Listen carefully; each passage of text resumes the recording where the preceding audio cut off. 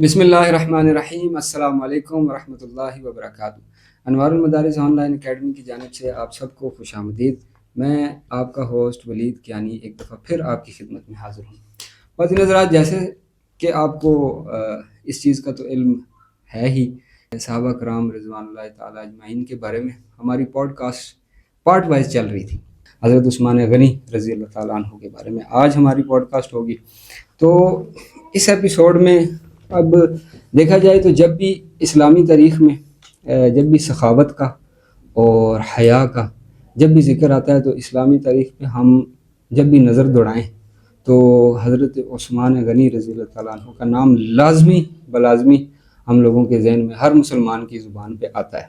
انہوں نے ایک تو بہت زیادہ کامیاب تاجر بھی تھے، اور مطلب ان سے میں آپ کو سچی بات بتاؤں، اگر ہم تھوڑا سا مشاہدہ کریں ان کی زندگی کا، تو اللہ تعالیٰ نے اتنی مال کی فراوانی دی، لیکن وہ مال انہوں نے اپنے لیے وبال نہیں بننے دیا۔ انہوں نے اسی مال کے ذریعے جنت کمائی اور بہت ہی بہترین کر کے انہوں نے اللہ کی راہ میں خرچ کر کے دکھایا، نبی صلی اللہ علیہ وسلم کے قدموں میں پیش کیا۔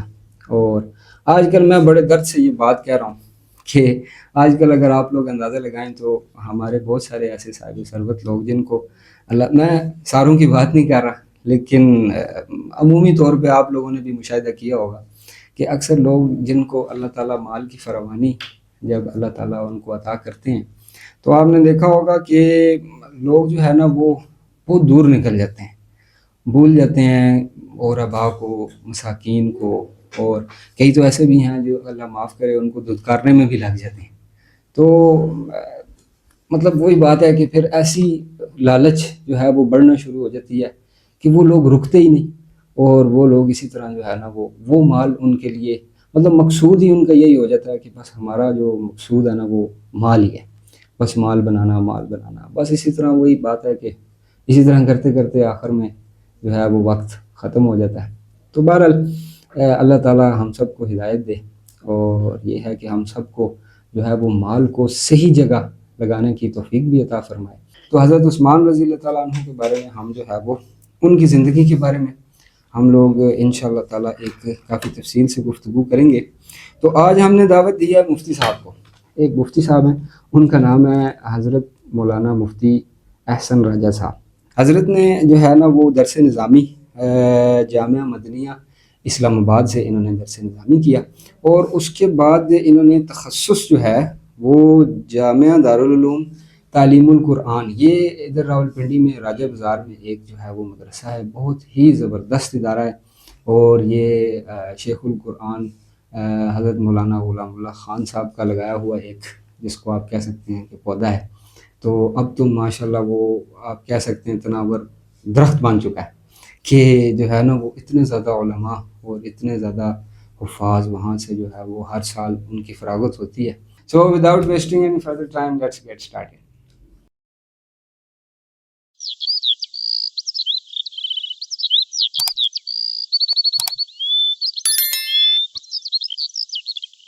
جی السلام علیکم ورحمۃ اللہ وبرکاتہ۔ مفتی صاحب کیا حال چال ہے؟ وعلیکم السلام ورحمۃ اللہ وبرکاتہ۔ ولید بھائی، سب سے پہلے تو میں آپ کا اور انوار المدارس آن لائن اکیڈمی کا نہایت مشکور ہوں کہ آپ نے ہمیں دعوت دی اور اسلام کی عظیم شخصیت کے بارے میں گفتگو کرنے کا موقع فراہم فرمایا۔ اللہ بس حضرت آپ کو جزائے خیر عطا فرمائے۔ آمین آمین۔ بس حضرت یہ ہے کہ بس آپ کا بہت شکریہ، اور ایک تو ہمارے ادارے کی طرف سے بھی، اور ایک میرے ناظرین جو ہے نا وہ یہ جس کو کہتے ہیں نا میرے دل کے بھی بہت قریب ہیں، تو یہ ہے ان کی طرف سے بھی جو ہے نا میں آپ کا بھی بہت بہت شکریہ ادا کرتا ہوں۔ تو آج جو ہے نا وہ خلیفہ اسوان کے بارے میں ہم بات کریں گے انشاءاللہ تعالیٰ۔ تو حضرت عثمان غنی رضی اللہ تعالیٰ عنہ کے بارے میں نا سب سے پہلے تو ان کو ذو النورین بھی کہتے ہیں۔ جی بالکل، کہ بھئی ایک تو مطلب اہمیت کا تو یہیں سے پتہ لگ جاتا ہے کہ بھئی کتنی اہم شخصیت تھی۔ تو باقی یہ ہے کہ ان کا تھوڑا سا مجھے ان کا بتائیں گے، ان کا تعارف، یعنی ان کا جو ہے وہ کہاں پہ پیدا ہوئے، کیا ان کا بھی کوئی لقب تھا یا نہیں تھا، اور کہاں پیدا ہوئے، اس بارے میں تھوڑی سی ہمیں تفصیل سے آگاہ کریں۔ جی، حضرت عثمان غنی رضی اللہ تعالیٰ عنہ کی پیدائش مکہ مکرمہ کی ہے۔ آپ کا نام عثمان ہے اور آپ کے والد کا نام عفان ہے۔ آپ رضی اللہ تعالیٰ عنہ قریش کے قبیلہ بنو امیہ سے تعلق رکھتے ہیں۔ اچھا جی، اور اسلام لانے کے بعد آپ کی کنیت جو ہے وہ ابو عبداللہ ہوئی۔ ابو عبداللہ اس طرح سے کہ حضرت عثمان غنی رضی اللہ تعالیٰ عنہ کی پہلی زوجہ محترمہ نبی کریم صلی اللہ علیہ وسلم کی پیاری صاحبزادی حضرت رقیہ رضی اللہ تعالیٰ عنہ کے بطن سے جو بیٹے پیدا ہوئے عبداللہ، ان کے نام پر آپ کی کنیت ابو عبداللہ ہو گئی. اچھا جی. اور پھر آپ کا لقب جو ہے وہ ذو النورین بھی ہے اور ذو الہجرتین بھی ہے. 2 القاب آپ کے ہیں. ذو الہجرتین. جی پہلے ذو النورین کی بات کر لیتے ہیں. ٹھیک ہے. کہ تمام انسانیت میں سب سے بڑا شرف یہ اس حیثیت سے کہ ایک نبی کی 2 صاحبزادیاں یکے بعد دیگرے ایک صحابی کے نکاح میں آنا، ایک شخص کے نکاح میں آنا، یہ بہت بڑی فضیلت حضرت عثمان غنی رضی اللہ عنہ کی، اور یہ ایک انمول فضیلت ہے جو صرف آپ کو ہی حاصل ہے پوری انسانیت میں. جی. تو آپ کی پہلی زوجہ محترمہ نبی کریم صلی اللہ علیہ وسلم کی پیاری صاحبزادی حضرت رقیہ رضی اللہ تعالیٰ عنہ، آپ بھی حضرت عثمان کے نکاح میں تھیں، لیکن جب آپ کا وصال ہو گیا، آپ اس دنیا سے جب تشریف لے گئیں، تو پھر حضرت نبی کریم صلی اللہ علیہ وسلم کی دوسری صاحبزادی حضرت ام کلثوم رضی اللہ تعالیٰ عنہ، وہ آپ رضی اللہ تعالیٰ عنہ کے نکاح میں آئیں. اچھا. جی. تو اس وجہ سے آپ کو ذو النورین کہا جاتا ہے، یعنی 2 نوروں والے. نبی کریم صلی اللہ علیہ وسلم کے 2 نور تھے، حضرت رقیہ اور حضرت ام کلثوم رضی اللہ تعالیٰ عنہما. تو ان کے ساتھ چونکہ نکاح ہوا حضرت عثمان کا، تو اس لیے آپ کو ذو النورین کہا جاتا ہے. آپ کا لقب ایک ہی ہے. ٹھیک ہے. اور دوسرا لقب آپ کا ذو الہجرتین ہے. ذو الہجرتین اس طرح سے کہ آپ نے اسلام کی خاطر 2 ہجرتیں کی. جی. جب پہلے مکہ مکرمہ میں اسلام پھیلا تو کفار کی طرف سے جو ہے وہ ظلم شدید ہونا شروع ہو گیا. تو اس وقت بعض حضرات نے حبشہ کی طرف ہجرت کی تھی. جی. پہلی ہجرت اس کو ہجرت حبشہ.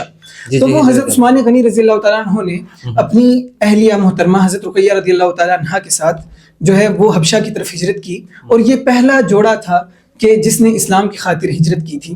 اور ایک ہجرت، پہلی ہجرت یہ تھی، اور پھر دوسری ہجرت جب ہجرت فرض ہو گئی مدینہ منورہ کی طرف، تو دوسری ہجرت حضرت عثمان غنی رضی اللہ تعالیٰ عنہ نے مدینہ کی طرف کی.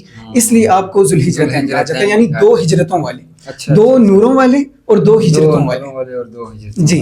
تو اس لیے جو ہے نا آپ کو ذو الہجرتین کہا جاتا ہے. بڑی زبردست بات. جی. یہ واقعی یہ تو آپ نے جو ہے نا بڑی مطلب یہ اہمیت کا اندازہ جو ہے جی اسی بات سے کر سکتے ہیں. جی. تو لیکن مطلب اعتراض کرنے والے آپ کو پتہ ہے کہ وہ تو چھوڑتے تھے کسی. جی بالکل بالکل. تو لیکن یہ ہے کہ یہ چیزیں اب دیکھا جائے تو اگر ہم معاشرے میں بھی اگر ہم دیکھیں جی کہ اگر ایک مطلب کسی کی بیٹی کسی کے گھر ہو، ٹھیک ہے، اور وہ خدا نخواستہ کچھ بھی ہو سکتا ہے یہ وہ، لیکن اگر وہ دنیا سے جو ہے نا وہ چلی جائے یا کچھ یہ وہ، تو اکثر یہی دیکھنے میں آیا کہ لوگ سوچتے بھی نہیں ہیں اس کو اپنی دوسری بیٹی دینے کے بارے میں نا. مطلب ایسے ہی لوگوں کا نا بے شک کچھ بھی نہ ہو ایسی بات، جتنی مرضی محبت ہو جو بھی ہو، لیکن دیکھیں نبی صلی اللہ علیہ وسلم نے نا مطلب ان کے وصال کے بعد نبی صلی اللہ علیہ وسلم نے ان کو اپنی دوسری بیٹی بھی، اور یہ واقعی نبی صلی اللہ علیہ وسلم کی ظاہر ہے مطلب کتنی اہمیت ہوگی. اب آپ اس چیز سے اس کا اندازہ لگا ہی سکتے ہیں. اچھا اب دوسرا سوال میرے ذہن میں جو آ رہا تھا وہ یہ تھا کہ جیسے کہ نا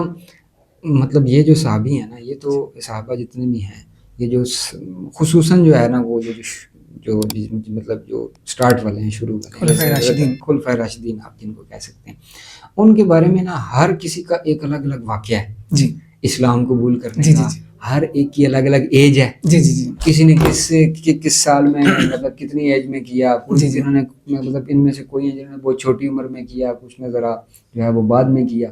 تو ان کے بارے میں جو ہے نا وہ حضرت عثمان رضی اللہ تعالیٰ عنہ کے بارے میں یہ بتائیے کہ بھئی انہوں نے کس عمر میں ایک تو اسلام قبول کیا. تو کیا کوئی مطلب ہر کسی کا واقعہ بھی ہوتا ہے نا، جیسے عمر رضی اللہ تعالیٰ عنہ کا وہ لاسٹ ٹائم کیا نام ہے ساجد صاحب بتا رہے تھے مولانا صاحب، تو وہ بھی بڑا انٹرسٹنگ سا واقعہ تھا.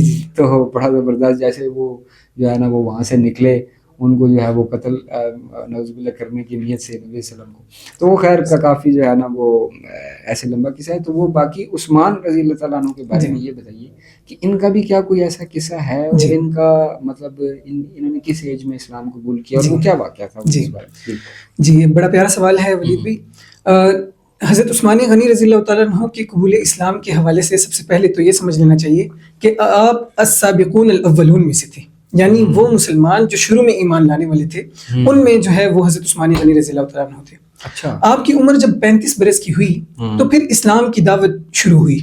نبی کریم صلی اللہ علیہ وسلم کو جب 40 سال کی عمر میں نبوت ملی تو آپ صلی اللہ علیہ وسلم نے پہلے تو آپ کو پتہ ہے کہ 3 سال خفیہ طور پر جو ہے وہ دعوت کا سلسلہ شروع ہوا شروع میں.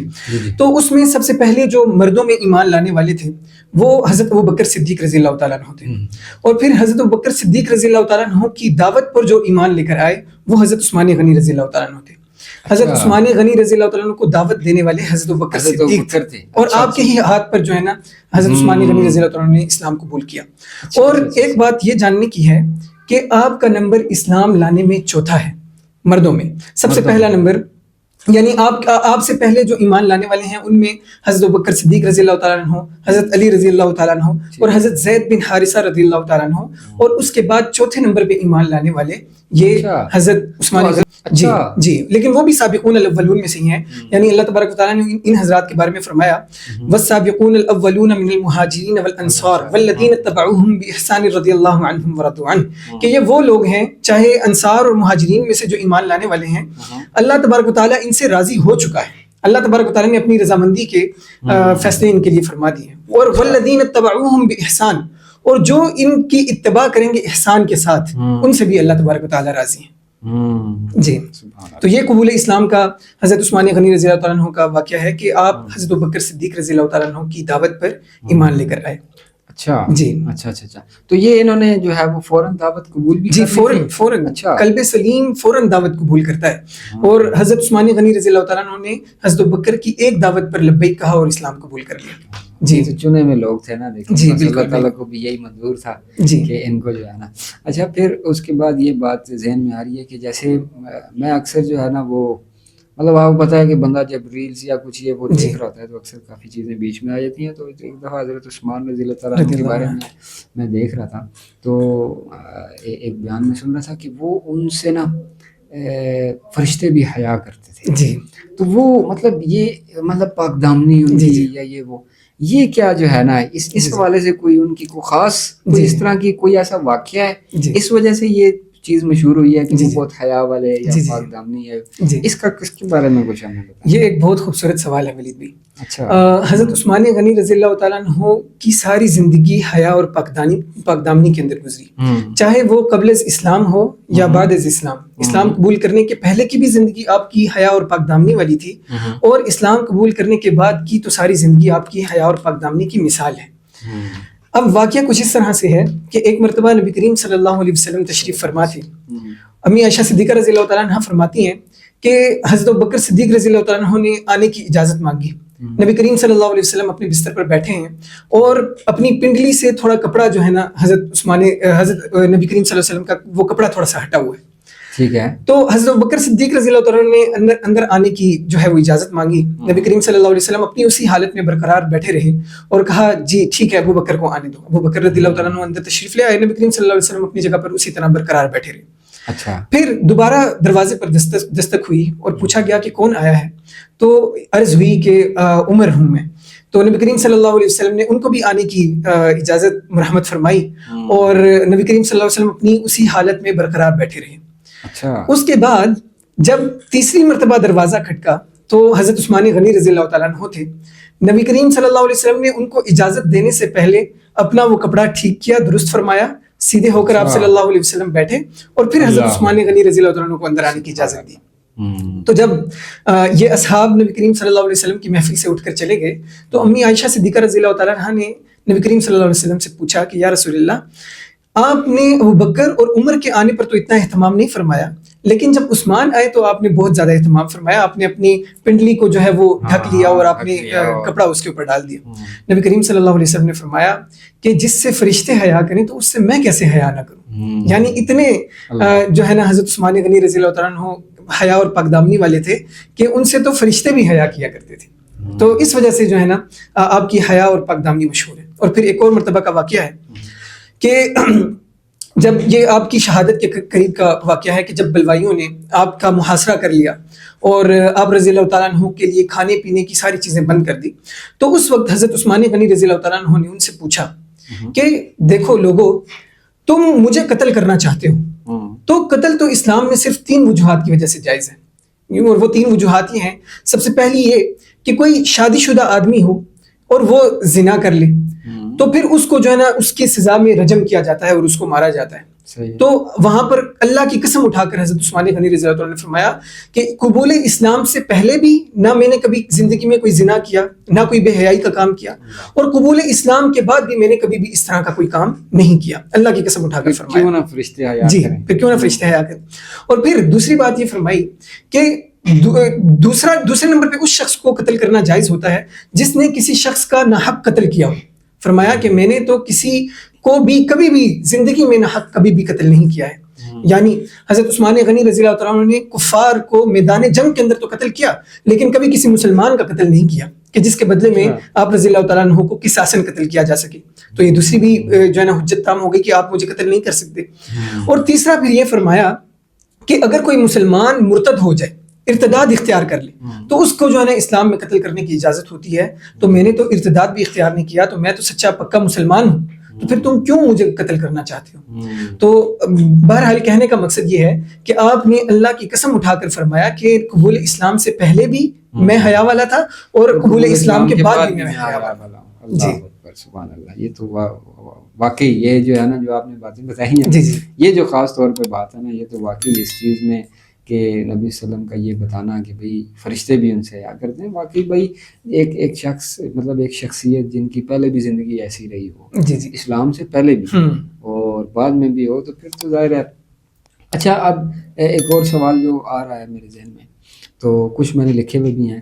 تو مطلب دیکھیں کہ نبی صلی اللہ علیہ وسلم کو نا اپنے اصحاب سے بہت محبت تھی. جی جی اس بارے میں تو دو رائے ہیں ہی نہیں. جی جی مطلب وہ حالانکہ جو ہے نا نبی صلی اللہ علیہ وسلم کو کئی مطلب لوگوں کا پتہ بھی ہوتا تھا, لیکن کہ بھئی یہ ٹھیک ارادے نہیں رکھتے یا جس طرح بھی ہے منافق نہیں کہتے ہیں, لیکن کبھی نفرت کا اظہار نبی صلی اللہ علیہ وسلم, کیونکہ ظاہر ہے محبت کا پیکر تھے وہ.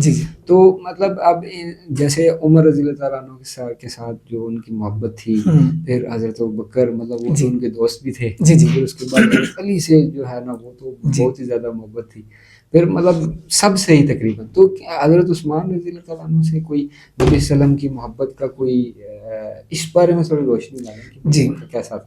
سب سے پہلی تو محبت کا ثبوت ذوالنورین ہونا ہی ہے.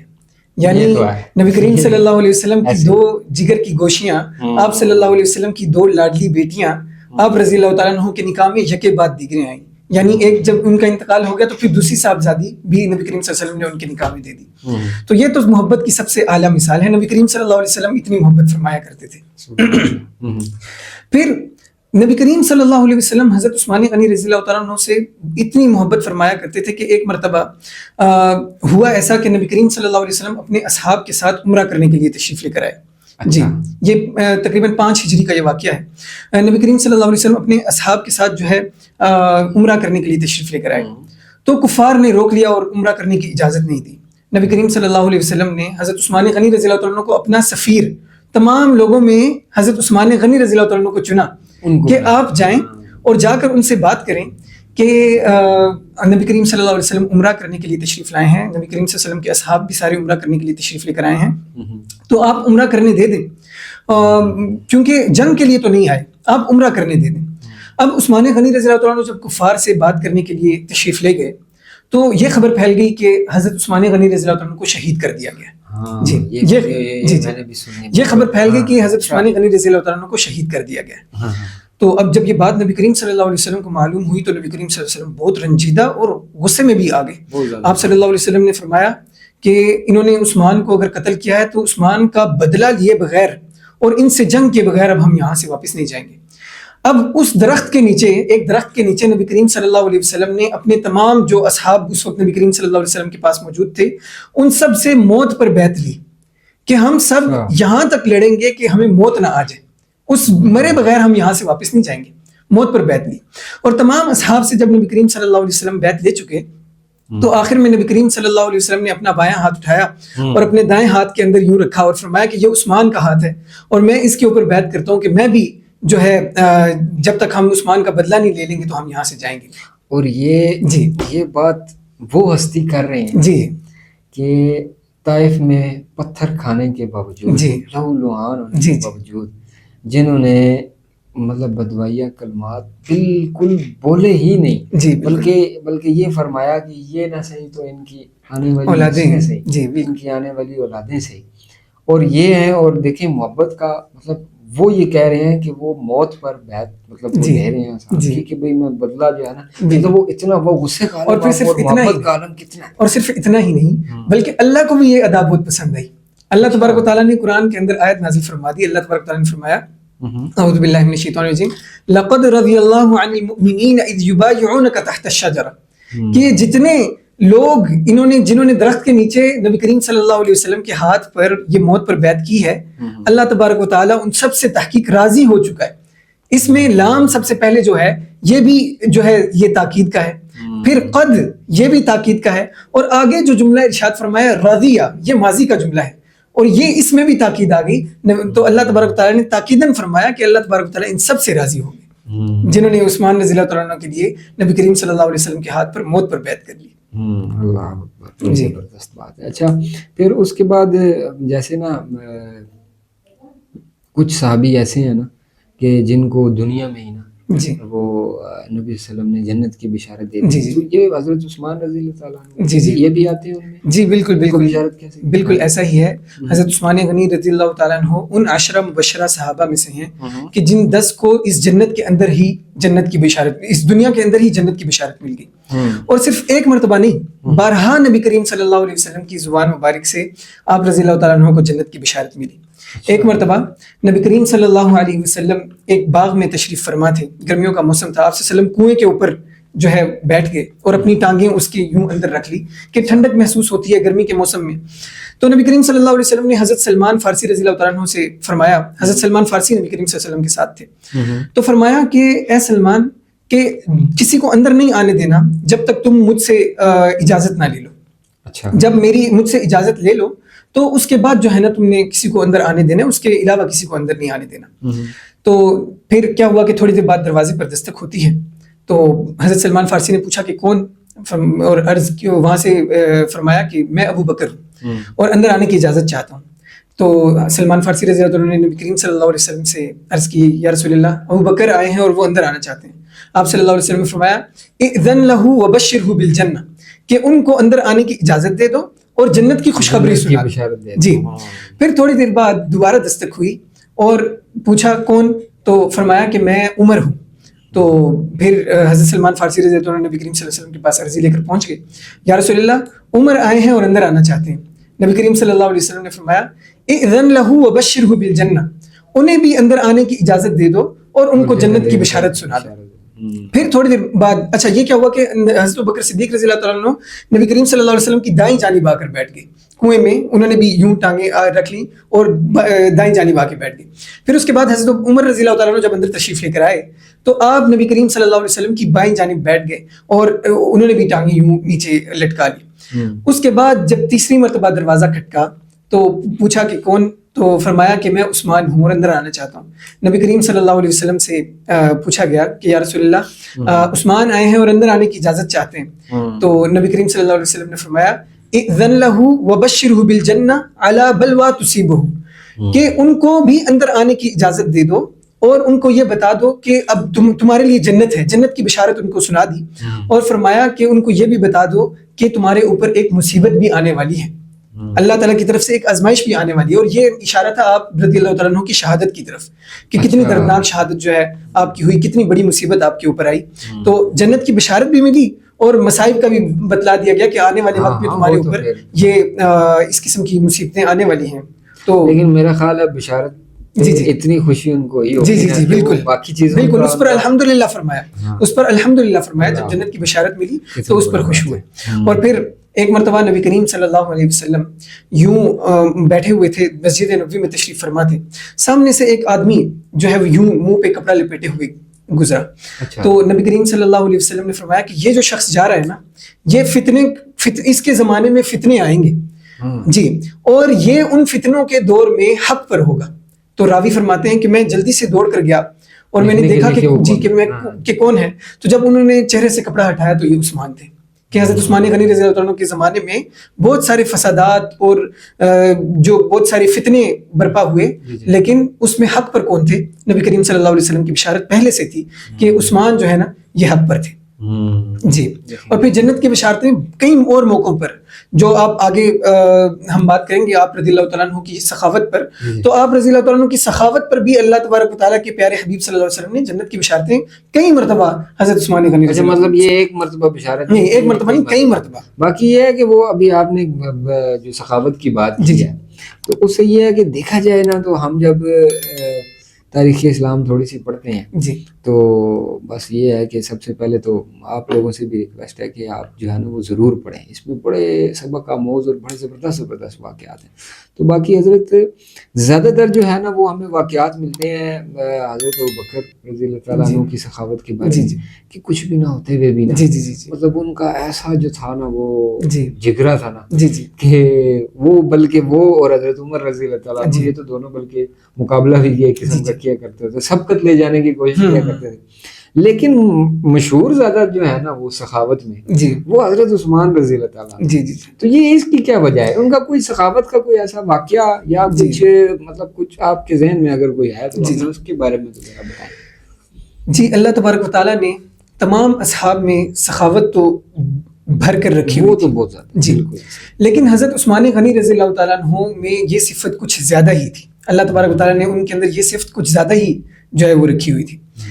اب کئی مواقع پر حضرت عثمان غنی رضی اللہ تعالیٰ عنہ نے اسلام کو اتنا مالا مال فرمایا کہ نبی کریم صلی اللہ علیہ وسلم بھی بہت تھے. جی بالکل بہت زیادہ. حالانکہ آج کل ہم دیکھا جائے نا تو جو جیسے میں شروع میں آپ نے سنا ہوگا میں جو بات کر رہا تھا کہ آج کل کے جو عمرا ہے نا تو ان کا دل اتنا ہی چھوٹا ہو جاتا ہے بالکل خرچ کرنے کے بارے میں اور ان کی سخاوت جو ہے نا. اچھا پھر میں آپ کی بات کر دوں تو نبی کریم صلی اللہ علیہ وسلم جب مدینہ منورہ تشریف لے کر آئے تو وہاں پر ایک کنواں تھا بئر روما.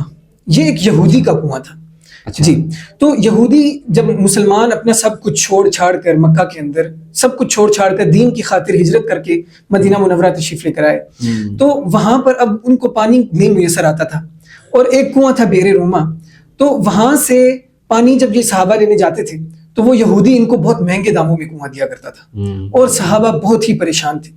ایک دن نبی کریم صلی اللہ علیہ وسلم نے ارشاد فرمایا کہ ہے کوئی مسلمان کہ جو اس کنویں کو وقف کر دے مسلمانوں کے لیے تو اللہ اس سے راضی ہوگا، اللہ اس کو جنت میں جگہ عطا فرمائیں گے.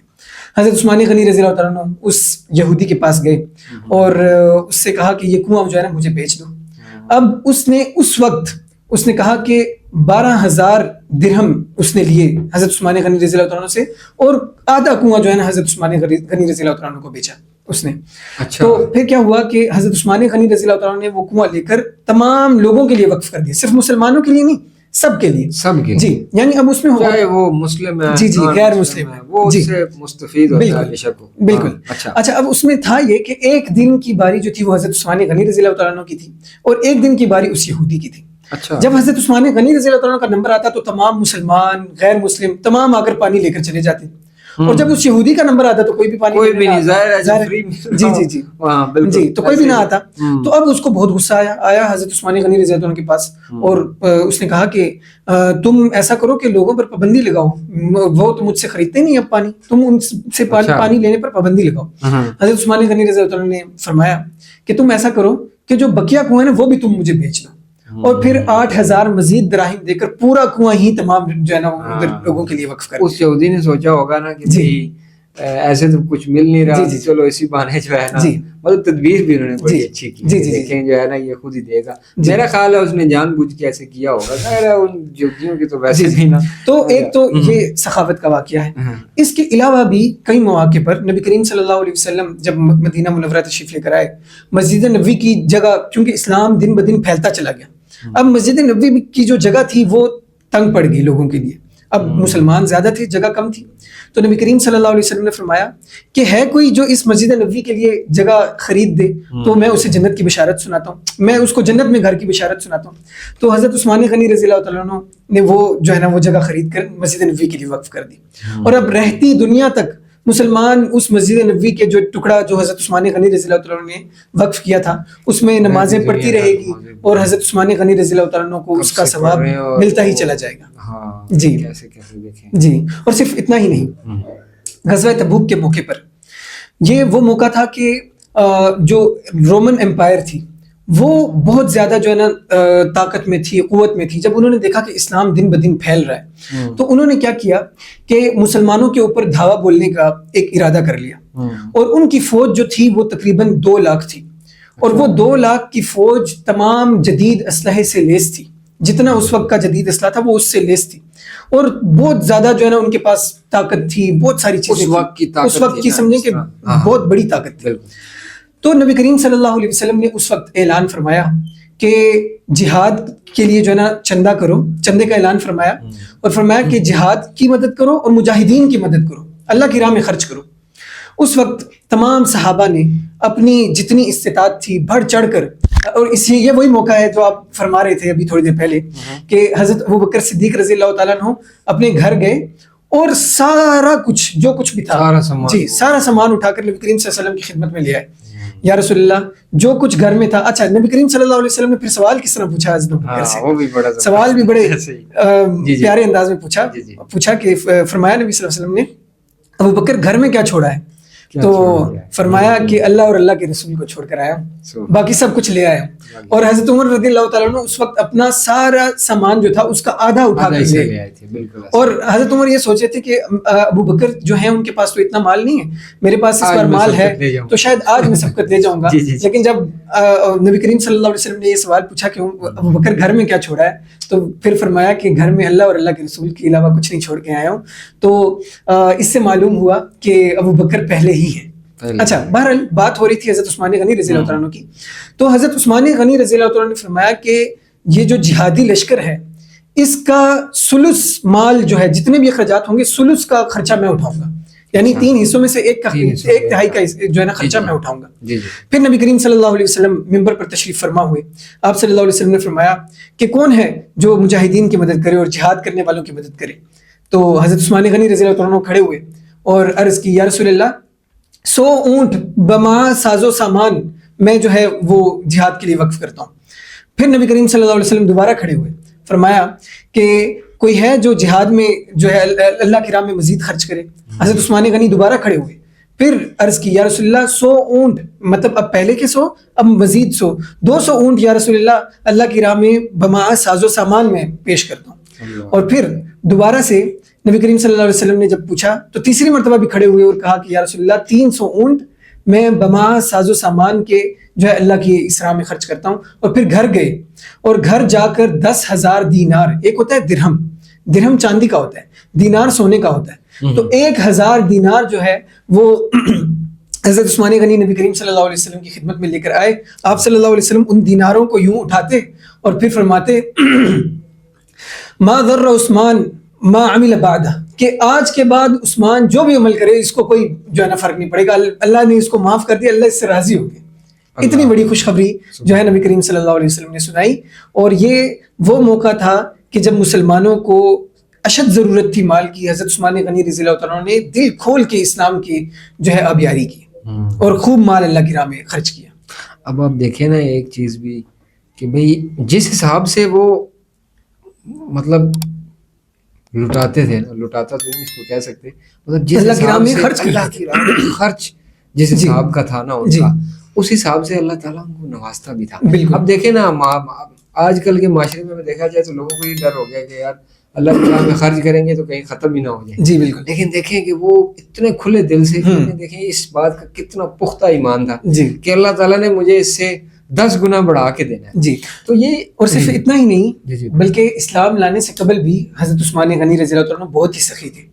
عرب کی عورتیں جب ان کے بچے روتے تھے تو ان کو جب وہ دلاسا دیتی تھیں تو یہ کہتی تھیں کہ بچوں فکر نہ کرو, عثمان آئے گا, وہ اپنا مال تم پر لٹائے گا اور اس کے مال سے تم مستفید ہوگے, تمہیں کچھ نہ کچھ ضرور ملے گا. عرب کی عورتیں اپنے بچوں کو اس طرح سے جو ہے وہ دلاسا دیا کرتی تھیں.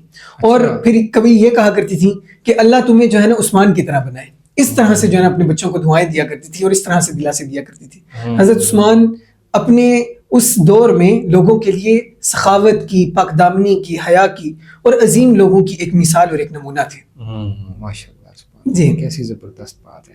اچھا یہ اس حوالے سے نا مجھے جیسے ابھی ہم سخاوت کی بات کر رہے تھے اور ان کی مطلب اس میں کہ وہ کتنی زیادہ مال کی فراوانی کرتے تھے، میرے ذہن میں نا میں نے سوچا تھا کہ مفتی صاحب سے ایک مسئلہ پوچھوں گا. جی جی ایک مسئلہ ہی ہے. جی جی پچھلے دنوں میری اس بارے میں کسی سے بات بھی ہو رہی تھی، جی تو مطلب مجھے کچھ اس کا نا جس کو آپ کہہ سکتے ہیں نا سیٹسفیکٹری آنسر مجھے نہیں ملا. جی وہ یہ ہے کہ مجھے یہ بتائیں کہ اکثر میں نے کچھ لوگ دیکھے ہیں کہ اصل میں آج کل کے حوالے سے بھی کچھ جو ہے نا وہ بات ہو جائے تو وہ اچھا ہوتا ہے. جی بس آپ علماء ہی ہیں، مفتیان کرام جی ہیں کہ جن سے ہم رہنمائی جو ہے وہ لے سکتے ہیں.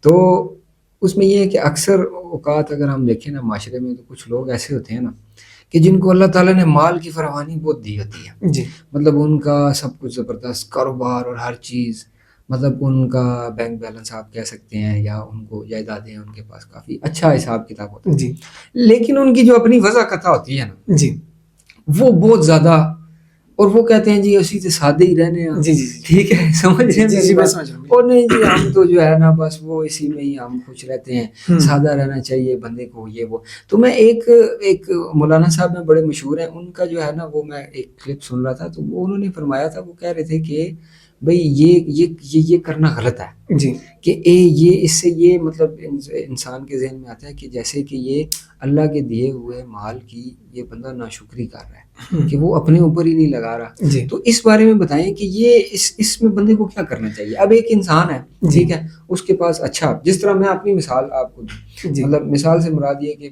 فار ایگزامپل اگر میرے پاس جو ہے نا وہ اللہ تعالیٰ نے مال کی فراوانی اگر مجھے زیادہ دی ہے ٹھیک ہے، اب مجھے مطلب کس طرح کا حساب کتاب اختیار کرنا چاہیے. کیا مجھے اچھا رہن سہن گھر مجھے اچھا، اس میں کوئی بات تو نہیں ہے. جی پھر ایک چیز بندے کے ذہن میں یہ بھی آتی ہے کہ یار یہ دنیا تو مسافر خانہ ہے، جی جی تو اس میں بس ضرورت کی چیز صرف رکھی جائے. جی جی ٹھیک ہے، پھر اس کے بعد لوگ جو ہوتے ہیں نا وہ اچھی گاڑی جو ہے نا وہ اچھی سواری آپ جی جس جی کو کہہ سکتے ہیں، اچھا لباس. بہت سارے علماء ایسے بھی میں نے دیکھے ہیں کہ جن کا لباس دیکھ کے لگتا ہے کہ دولہے آ رہے ہیں جی جی اتنا ماشاء اللہ سے. جی جی تو اس بارے میں بتائیں کہ یہ مطلب کیا کرنا چاہیے ایک عام آدمی کو، اور آپ ان لوگوں کو کیا مشورہ دیں گے کہ جن کو اللہ تعالیٰ نے مال کی فراوانی دی ہے اور وہ جو ہے نا وہ بہت زیادہ جو ہے نا وہ ابتر حالت انہوں نے اپنی بنائی ہے. جی بندہ دیکھے تو ویسے بندے کے ذہن میں آتا ہے یار اللہ تعالیٰ نے اس کو اتنا دیا ہوا ہے، جی جی ٹھیک ہے ماشاء اللہ اس کا کاروبار ہے، اس کے پلازے ہیں اور کتنا سلسلہ ہے اس کا، اور یہ اس نے کیا اپنی حالت بنائی ہوئی، ویسے ذہن میں آتا ہے. پھر اچھا کئی لوگ اس کو نا بڑا تقویٰ کا نام بھی دیتے ہیں کہ یار یہ بڑا تقویٰ والا بندہ ہے، یہ سادگی. اس کے بارے میں ویسے آپ سے میں مسئلہ پوچھ رہا ہوں. جی بالکل. نبی کریم صلی اللہ علیہ وسلم کی صحابہ میں سے ایک صحابی تھے جن کو اللہ تعالیٰ نے اچھا مال دیا ہوا تھا، مال و دولت اللہ تبارک تعالیٰ نے ان کو عطا فرمائی ہوئی تھی. جی جی. لیکن انہوں نے پھٹے پرانے کپڑے پہنے ہوئے تھے ایک مرتبہ. اچھا. تو نبی کریم صلی اللہ علیہ وسلم نے ان سے پوچھا کہ کیا تمہارے پاس اللہ کا دیا ہوا کچھ نہیں؟ تو انہوں نے عرض کی یا رسول اللہ اللہ کا دیا ہوا بہت ہے میرے پاس، لیکن میں تھوڑی عاجزی اختیار کی ہوئی. تو نبی کریم صلی اللہ تو نبی کریم صلی اللہ علیہ وسلم نے فرمایا کہ جو اللہ نے تمہیں دیا ہے وہ تم پر دکھنا بھی چاہیے، جو اللہ نے تمہیں دیا ہے وہ تم پر دکھنا بھی چاہیے. یعنی اگر تم اچھے کپڑے پہن سکتے ہو تو اچھے کپڑے پہنو. ہاں البتہ حد سے تجاوز کرنے والوں کو اللہ تبارک و تعالیٰ پسند نہیں فرماتے. اللہ تبارک و تعالیٰ میانہ روی اور اعتدال سے رہنے والوں کو پسند فرماتے ہیں. قرآن کریم میں اللہ کا ارشاد ہے. مقصد ہے جی معذرت کی بھئی قطع کلامی معاف کہ بھئی ضرورت کی چیز ہی صرف ہو لیکن وہ معیاری آپ کر سکتے ہیں. بالکل بالکل. اللہ تبارک تعالیٰ فرماتے ہیں ان المبذرین کانوا اخوان الشیاطین، کہ جو لوگ حد سے زیادہ فضول خرچی کرتے ہیں اور حد سے زیادہ اسراف کرتے ہیں وہ شیطان کے بھائی ہیں. اب اگر ایک آدمی ہے کہ وہ اچھا لباس پہن سکتا ہے اور وہ اچھا لباس اس کو مل سکتا ہے 5-6-7 ہزار میں، اب وہی اچھا لباس وہ 5-6-7 ہزار کو چھوڑ کر وہ 50 ہزار میں وہ اس جیسے وہی لباس 60 ہزار میں خریدے گا، تو یہ ایک فضول خرچی ہے. ٹھیک ہے. اسی طرح اللہ تبارک و تعالیٰ نے اس کو مال و دولت دیا، اچھا گھر وہ لے سکتا ہے، لیکن اس میں بھی بہت زیادہ حد سے تجاوز کرنا اور اس نیت سے کہ لوگ دیکھیں اور واہ واہی کریں، یہ جو دکھلاوے کی نیت ہے یہ نہ ہو تو پھر اللہ تبارک و تعالیٰ کی نعمتوں سے فائدہ اٹھا سکتے ہیں. بالکل جتنا مرضی اچھا لے سکتے ہیں لیکن اس میں دکھلاوے کی نیت نہ ہو، اس میں ایسا نہ ہو کہ لوگ دیکھیں اور میری واہ واہی کریں. کیونکہ لوگ لیتے ہیں نا گھر کوئی اچھا بہت اچھا سا گھر کسی نے نیا بنایا ہوتا ہے، وہ اکثر جو ہے نا وہ لوگ ان کو نا یہ بھی جو ہے نا وہ اعتراض کرنا شروع ہو جاتے ہیں، یہ کیا یار آپ جو ہے نا دنیا مسافر خانہ ہے، اتنا بڑا گھر لے لیا ہے، اس سے کوئی اور حساب میں کر لیتے، کچھ یہ کر لیتے، کچھ وہ بندہ نا، بلکہ میرے حساب سے تو وہ تو جس کو کہتے ہیں ندامت کا شکار ہو جاتا ہے، اور وہ یہ سوچنے لگ جاتا ہے یار کہیں میں نے کوئی مسئلہ بس سمجھنے کی یہی دو باتیں ہیں کہ پہلا تو یہ ہو کہ بہت زیادہ حد سے تجاوز نہ ہو، بہت زیادہ تجاوز نہ ہو، بہت زیادہ ایکسٹراڈنری نہ ہو، جی بہت زیادہ ایکسٹرا تجاوز نہ ہو جائے، اور دوسرا یہ کہ وہ نام و نمود دکھلاوے کے لیے نہ ہو۔ اگر بندہ اس لیے کر رہا ہے کہ دوسرے لوگ دیکھیں اور کہیں کہ اس کا کیا عالیشان گھر ہے، لوگ واہ واہی کریں، تو یہ دکھلاوا ہے، اور یہ جو ہے نا یہ پھر فضول خرچی اور اسراف کے اندر آ جائے گا، تو یہ اللہ تبارک و تعالیٰ کو پسند نہیں۔ ہاں ٹھیک ہے، بس یہ تھوڑا سا کلیریفیکیشن ہوگی۔ باقی جو آپ نے وہ حدیث بتائی ہے نا، جی اس سے تو صاف اس چیز کی وجہ، بلکہ ایک اور حدیث ہے، نبی کریم صلی اللہ علیہ وسلم نے فرمایا ان اللہ جمیل ویحب الجمال، کہ اللہ تبارک و تعالیٰ جمیل ہیں، حسین ہیں، اور حسن کو اللہ تعالیٰ پسند کرتے ہیں، یعنی انسان صاف ستھرا رہے، لباس اچھا ہو، گھر میں صفائی ستھرائی ہو، اور ایسا نہ ہو کہ بس عاجزی اس کا نام نہیں ہے کہ آپ نے گھر بالکل گندا مندا چھوڑ دیا، گھر کی دیواریں ہی آپ کی، اس کو عاجزی، کپڑے پہن لیے، نہیں اس کو عاجزی، بلکہ دیندار لوگوں کا تو طور طریقہ اور رویہ اس طرح سے ہونا چاہیے کہ لوگ ان کے قریب آئیں، ایسا نہ ہو کہ اس قسم کی عاجزی بندہ اختیار کر لے کہ لوگ ہی متنفر ہونا شروع ہو جائیں۔ بالکل جی، تو ایسی حالت نہیں، بلکہ اللہ تعالیٰ کیا ہیں، جمیل ہیں اور جمال کو پسند کرتے ہیں۔ وہ بالکل کئی لوگ جو ہے نا، میں نے اکثر دیکھا ہے کہ وہ بالکل ہی مسکین بن کے نا، کہ جس طرح میں پتہ نہیں کیا جو ہے نا، میں نے ایسے بھی لوگ دیکھے ہیں کہ جن کے مالی حالات یا معاشی حالات ان کے اتنے کو خاص نہیں ہوتے، لیکن انہوں نے اپنی وضاحت اور وہ اتنا مطلب زبردست رکھا ہوتا ہے نا کہ وہ بندہ دیکھ کے خوش ہوتا ہے کہ دیکھو اس بیچارے کے اتنے حالات نہیں ہیں، لیکن اپنے آپ کو اس نے کیسا زبردست صاف ستھرے کپڑے پہننا، یہ پسندیدہ ہے، بڑی زبردست بات ہے جی، بڑی زبردست۔ بس یہ ان چیزوں سے نا مجھے کافی ساری جو ہے نا اس مسئلے کا تو مجھے بھی اور کافی سارے دیکھنے والوں کو پتہ چل گیا ہوگا کہ اچھا۔ پھر اس کے بعد نا جیسے ایک اور سوال، خیر ہم تھوڑا سا یہ تو میں نے آپ سے مسئلہ پوچھ لیا معذرت، میں نے تھوڑا آپ سے ٹائم لے لیا اس بارے میں، لیکن یہ ہے کہ حضرت عثمان رضی اللہ تعالیٰ عنہ کے بارے میں بات چل رہی تھی، اب تیسرے خلیفہ تھے جی، اب دور خلافت جو ہے نا وہ نبی صلی اللہ علیہ وسلم کے بعد نا جی میرا خیال ہے کہ بہت زیادہ چیلنجز آئے ہوں گے، بہت زیادہ، ظاہر ہے نبی آخر الزمان تھے، جب وہ مطلب پورے عالمین کے لیے رحمت بن کے آئے، جب انہوں نے دنیا سے پردہ فرمایا تو واقعی بہت فتنے فساد اور بہت ساری مطلب غزوات تو نہیں، جنگیں ہوئیں بہت ساری، اور بہت سارے مسائل میں اختلافات بہت زیادہ بڑے، تو کچھ اس سائڈ پہ ہو گئے، کچھ دوسری سائڈ پہ ہو گئے، مطلب سب کا بڑا مشکل جو ہے نا وہ دور خلافت سب کا مختلف تھا۔ حضرت ابوبکر صدیق رضی اللہ تعالیٰ عنہ کا مختلف تھا، عمر رضی اللہ تعالیٰ عنہ کا مختلف تھا، ان کے فیصلے کے طریقہ کار سب کے الگ تھے۔ تو اسی والے سے بتائیں کہ حضرت عثمان رضی اللہ تعالیٰ عنہ ان کا جو ہے نا وہ دور خلافت کیسا تھا، اور وہ خود کیسے تھے، مطلب ایز آپ کہہ سکتے ہیں امیر المومنین، وہ خود کیسے تھے؟ جی بالکل، بہت بہترین سوال ہے ولید بھائی۔ حضرت عثمان غنی رضی اللہ تعالیٰ عنہ جب خلیفہ بنے تو سب سے پہلے تو یہ سمجھ لینا چاہیے کہ تاریخ اسلام میں حضرت عثمان غنی رضی اللہ تعالیٰ عنہ کا جو خلافت کا دور ہے، اس میں اسلام نے خوب ترقی کی، یعنی جب حضرت عمر رضی اللہ تعالیٰ عنہ اس دنیا سے تشریف لے کے گئے وہ تو کافی سارے چیلنجز ختم بھی کر چکے تھے حضرت عمر رضی اللہ تعالیٰ عنہ۔ حضرت عمر رضی اللہ تعالیٰ عنہ کے جب دنیا سے تشریف لے جا رہے تھے تو 22 لاکھ مربع میل پر مسلمانوں کی حکومت تھی، اور پھر جب حضرت عثمان غنی رضی اللہ تعالیٰ عنہ اس دنیا سے تشریف لے کے جا رہے تھے تو 36 لاکھ مربع میل پر مسلمانوں کی حکومت تھی، یعنی اسلام اتنا زیادہ پھیلا۔ آپ کے اس دنیا سے، حضرت عمر رضی اللہ عنہ کی اس دنیا سے تشریف لے جانے کے بعد، بلکہ پہلے یہ سمجھ لیں کہ حضرت عثمان غنی رضی اللہ عنہ کے دور میں بہت ساری فتوحات ہوئی۔ تیونس کا علاقہ حضرت عثمان غنی رضی اللہ عنہ کے زمانے میں فتح ہوا، اسی طرح مصر کا علاقہ حضرت عثمان غنی رضی اللہ عنہ کے زمانے میں فتح ہوا، اور اسی طرح اس کے علاوہ افریقہ اور یہ تمام جتنے علاقے ہیں یہ حضرت عثمان غنی رضی اللہ عنہ کے زمانے میں اسلامی حدود کے اندر شامل ہوئے۔ جی اچھا، اب اس میں ہوا یہ کہ جب حضرت عمر رضی اللہ عنہ اس دنیا سے تشریف لے گئے تو مصر کے لوگوں نے یہ سمجھا کہ اب کیونکہ امیر المومنین تو ہے نہیں، تو ہم کیا کرتے ہیں کہ جو علاقے ہم سے چلے گئے ہم ان کے اوپر دوبارہ قبضہ کرنا شروع کرتے ہیں۔ جی تو جب یہ بات حضرت عثمان غنی رضی اللہ عنہ کو پتہ چلی تو آپ رضی اللہ تعالیٰ عنہ نے حضرت عمر بن عاص رضی اللہ عنہ، جن کو مصر کا گورنر بنایا تھا، ان کو پیغام بھیجا اور ان کو حکم دیا کہ بھئی جاؤ اور جا کر جو ہے نا ان لوگوں سے جنگ کرو اور مصر کے جو علاقے دوبارہ ان لوگوں نے اپنی طرف رکھنے کی کوشش کی ہے ان کو دوبارہ مسلمانوں اللہ کی مدد سے مسلمانوں کی ملکیت میں لے کر آؤ, مسلمانوں کی حدود کے اندر لے کر آؤ. تو حضرت عمر بن عاص رضی اللہ تعالیٰ عنہ انہوں نے اور دیگر صحابہ نے وہاں پر جا کر جب جنگ کی تو پھر وہ جتنے علاقے تھے وہ دوبارہ مسلمانوں کے علاقے کے اندر شامل وہ دوبارہ جی بالکل. اور اسی طرح جو روم کے لوگ تھے انہوں نے یہ دیکھا کہ جب حضرت عمر رضی اللہ تعالیٰ عنہ اب اس دنیا کے اندر نہیں ہیں, امیر المومنین تو نہیں ہیں, تو اب انہوں نے یہ کہا کہ ہم کیا کریں گے, مسلمانوں کے اوپر اٹیک کریں گے, مسلمانوں پر حملہ کریں گے. تو حضرت عثمان غنی رضی اللہ تعالیٰ عنہ نے اس وقت بھی اپنی فوج بھیجی اور اس نے جا کر ان کا قلعہ کما کیا اور ان لوگوں کو بالکل جو ہے نا وہاں سے ختم کیا اور وہ علاقہ بھی جو ہے مسلمانوں کے حدود کے اندر شامل ہو گیا. تو اس طرح سے بہت سی فتوحات حضرت عثمان غنی رضی اللہ عنہ کے دور میں یہ حاصل ہوئی مسلمانوں کو. اچھا اب نبی کریم صلی اللہ علیہ وسلم نے حضرت عثمان غنی رضی اللہ عنہ کو یہ خوشخبری پہلے ہی سنا دی تھی. فرمایا تھا کہ اے عثمان, اللہ تبارک و تعالیٰ تمہیں خلافت کی قمیص پہنائیں گے اور کچھ لوگ تم سے یہ کوشش کریں گے کہ یہ قمیص, خلافت کی قمیص تم سے اتار لیں, تو تم نے اس وقت ثابت قدم رہنا ہے, اپنی اس قمیص کو اتارنا نہیں ہے خلافت والی کو. اچھا جی. تو حضرت عثمان غنی رضی اللہ تعالیٰ عنہ جو ہے وہ اب دیکھیں خلیفہ بن گئے. اب وہ چاہتے تو جو لوگ حضرت عثمان غنی رضی اللہ عنہ کے خلاف تھے ان کو حضرت عثمان ختم کر سکتے تھے, مدینہ سے ان کو, وہ کتنے سے لوگ تھے, ان کو ختم کر سکتے تھے.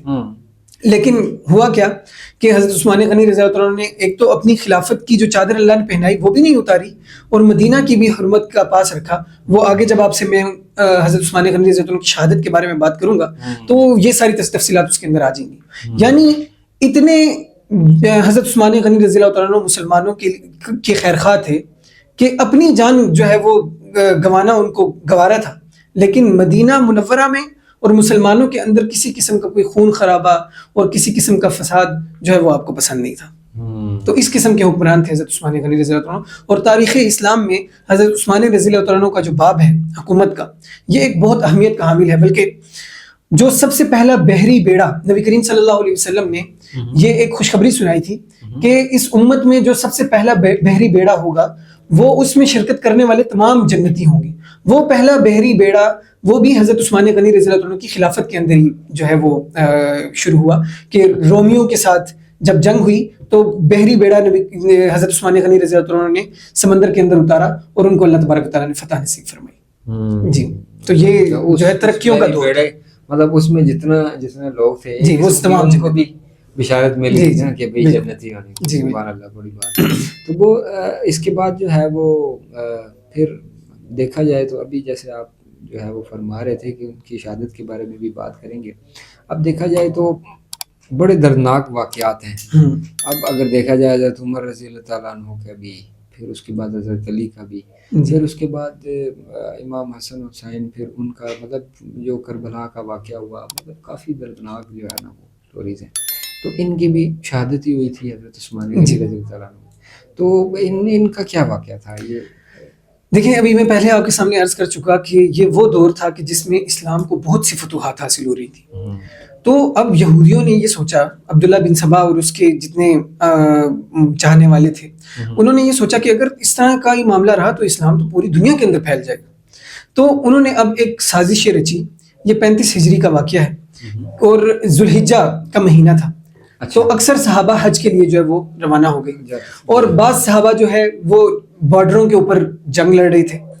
تو اب مدینہ منورہ کے اندر بہت کم جو ہے نا وہ صحابہ موجود تھے اور بعض دنیا سے بھی تشریف لے جا چکے تھے.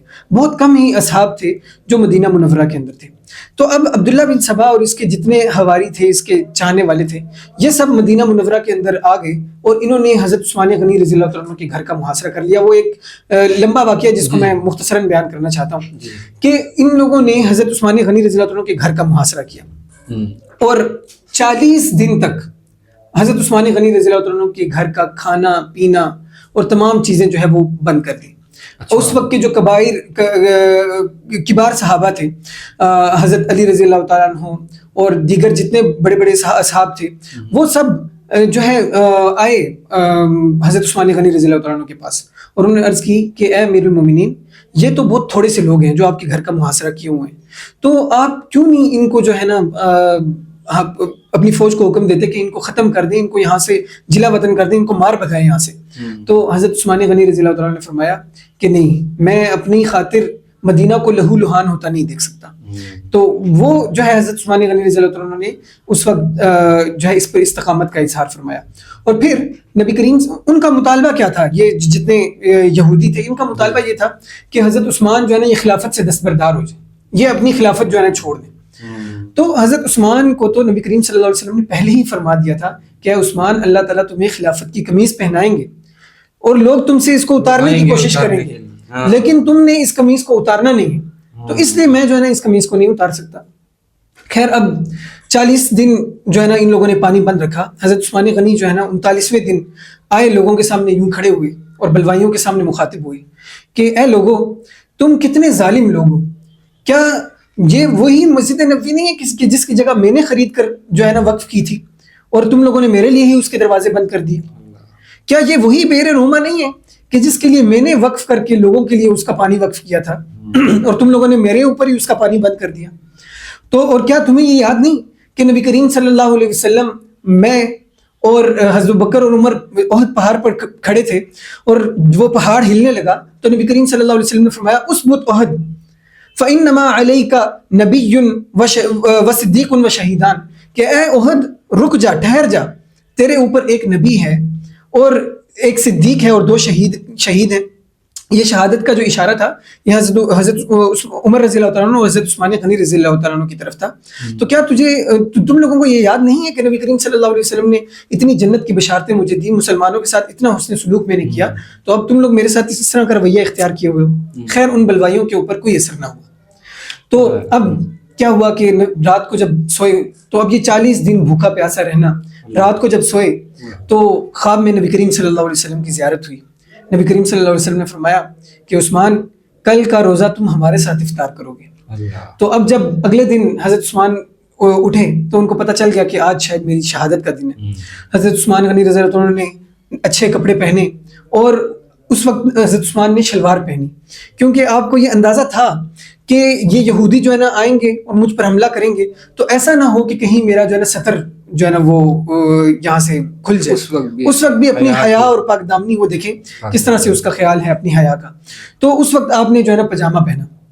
خیر, اب یہ وہ تھا وقت کہ حضرت عثمان غنی رضی اللہ تعالیٰ عنہ کھول کر قرآن کی تلاوت فرما رہے تھے. ٹھیک ہے, تو ایک بلوائی نے دیوار ٹاپی اور آ کر آپ کے سر پر زور سے وار کیا اور جو ہے نا آپ رضی اللہ تعالیٰ عنہ یوں گرے, ہاتھ میں قرآن ہے. اور پھر دوسرا آیا اور دوسرے نے آپ کے منہ پر وار کیا اور آپ کی جو خون کے چھینٹے ہیں وہ قرآن کریم کے اوپر گرے. یہ قرآن کل قیامت کے دن حضرت عثمان غنی رضی اللہ عنہ کی شہادت کا گواہ ہوگا. اور پھر دیکھیے کہ یہ جو حضرت عثمان غنی رضی اللہ عنہ کا خون وہ کس آیت پہ جا کر گرا, فَسَيَكْفِيكَهُمُ اللَّهُ, کہ اللہ تمہاری طرف سے کافی ہو جائے گا, ان کو اللہ تمہاری طرف سے ان کو کافی ہو جائے گا. تو جن لوگوں نے حضرت عثمان غنی رضی اللہ تعالیٰ عنہ کو اس طرح سے دردناک طریقے سے شہید کیا, اللہ تبارک و تعالیٰ نے ان کو بھی ایسی دردناک اور عبرتناک موت دی کہ تمام لوگ ان کو دیکھتے رہے. فَسَيَكْفِيكَهُمُ اللَّهُ, اللہ ان کے لیے کافی ہو گئے. ان لوگوں کو اللہ تبارک و تعالیٰ نے نہایت ہی عبرتناک موتیں دی. بلکہ ایک شخص تھا, وہ جب حضرت عثمان غنی رضی اللہ عنہ کے چہرے پر اس نے وار کیا تو حضرت عثمان رضی اللہ تعالیٰ عنہ نے اس کو بد دعا دی. ساری زندگی کسی کو بد دعا نہیں دی, لیکن اس کو اس وقت بد دعا دی کہ اللہ کرے کہ تیرے دونوں ہاتھ جو ہے نا وہ ہاتھ پاؤں ٹوٹ جائیں اور تیری زبان جو ہے نا کتے کی طرح نکل آئے اور اللہ تعالیٰ تجھے جہنم کے اندر داخل کرے. حضرت عثمان نے اس کو یہ بد دعا دی. تو لوگوں نے اس کو دیکھا, ایک شخص کو, کہ اس کے دونوں ہاتھ کٹے ہوئے ہیں, دونوں پاؤں کٹے ہوئے ہیں اور زبان اس کی کتے کی طرح باہر ہے. اس سے پوچھا کہ یہ ماجرا تیرے ساتھ کیا ہوا؟ تو اس نے کہا کہ میں وہی شخص ہوں جس نے حضرت عثمان کو قتل کیا تھا, شہید کیا تھا. تو انہوں نے مجھے اس وقت بد دعائیں دی تھی. 2 ان کی بد دعائیں تو پوری ہو گئی, اب ایک رہ گئی ہے کہ اللہ مجھے جہنم کے اندر ڈال دے. تو یہ اللہ تعالیٰ نے حضرت عثمان رضی اللہ تعالیٰ عنہ کے اوپر ظلم کرنے والوں کے ساتھ یہ معاملہ فرمایا. دنیا میں بھی اور آخرت میں بھی پھر اسی طرح کا معاملہ ہوگا. ہاں, پھر ظاہر ہے کہ جن سے فرشتے آیا کرتے ہیں اور اتنی بڑی شخصیت اور نبی صلی اللہ علیہ وسلم کی محبت, نبی صلی اللہ علیہ وسلم کا مطلب کتنے, میرا حال ہے 100 صحابیوں کا آپ نے ذکر کیا کہ جن سے موت پر بیعت انہوں نے لی تھی. مطلب اتنا زیادہ محبت اور اتنی زیادہ اس کے بعد سخاوت اور دین کے لیے خرچ اور وہ سارا. اب ظاہر ہے کہ اس ایسے صحابی کو اگر ان کے ساتھ یہ مطلب ان کو اگر شہید کیا جائے تو اس کا جو ہے وہ حال کیا ہوگا. پھر وہی اللہ تعالیٰ نے پھر اوپر سے جو آپ نے خون والی بات کی نا کہ فَسَيَكْفِيكَهُمُ اللَّهُ کہ بھئی اللہ تعالیٰ ہی نا کافی ہو جائے گا، کافی ہو جائے گا. اور واقعی اللہ تعالیٰ نے دکھایا کہ کافی جی کہ کافی اللہ تعالیٰ ہوا. تو حضرت بہت بہت شکریہ کہ اور سب سے پہلے تو معذرت کی آپ کا، میں نے کافی سارا وقت لیا، آپ کی مصروفیت بھی کافی ہوتی ہے. تو یہ ہے کہ یہ سعادت ہے ہمارے لیے حضرت عثمانی غنی رضی اللہ عنہ کے موقع پر. جزاک اللہ. ہاں یہ بات تو ہے کہ جی بس ایک تو آپ میرے لیے بھی دعا کریں کہ اللہ تعالیٰ اس سلسلے کو قائم و دائم انشاءاللہ. اللہ تبارک بس میری یہ کوشش ہوتی ہے کہ ہمارا جو ہے نا وہ ویورز تک اچھی جو ہے نا اوتھینٹک جو ہے نا وہ نالج ملے. کیونکہ انٹرنیٹ پہ نا آپ اگر دیکھتے ہوں گے کہ وہ من گھڑت بھی اور اتنی چیزیں بھری ہوئی ہیں نا جی جی کہ وہ بس لوگوں کو جو ہے نا وہ اوتھینٹک. اور میری جو ہے نا وہ کوشش ناظرین یہی ہوتی ہے کہ میں ایسے ہی جو ہے نا وہ علماء کرام کو دعوت دوں، مدعو کروں کہ بھئی جو آپ کو نا ایسی چیز بتائیں کہ جس کا آپ کو حدیث میں اور تاریخ میں آپ کو نا اسلام کی تاریخ میں آپ کو اس کا ثبوت بھی ملے گا. تو باقی یہ ہے کہ احسن صاحب بہت بہت شکریہ مفتی صاحب آپ کا کہ آپ جو ہے وہ تشریف لائے. اللہ تعالیٰ آپ کو جزائے خیر دے. آمین.